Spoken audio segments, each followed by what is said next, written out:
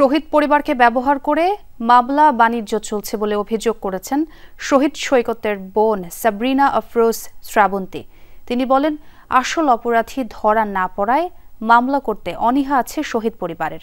বিশ্ব সাহিত্য কেন্দ্র মিলনায়তনে জাস্টিস অ্যান্ড রিফর্ম ওয়াচ আয়োজিত জুলাই এবং বিচার প্রত্যাশা ও সংকট শীর্ষক গোল টেবিল বৈঠকে তিনি এসব কথা বলেন।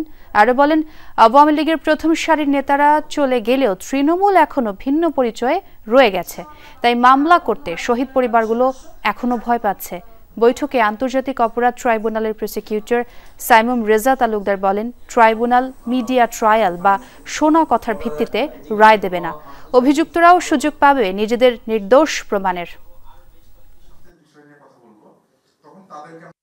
কোনো শহীদ পরিবার আমরা কেউ চাই না যে আমাদের সন্তানদের নাম ভাঙায় কেউ কোনো বাণিজ্য করুক। এটা কিন্তু মামলা বাণিজ্য হচ্ছে, এটা আমরা সবাই জানি, কিন্তু এটা নিয়ে আমি ওভাবে কোনো ভিজিবল স্টেপস দেখিনি।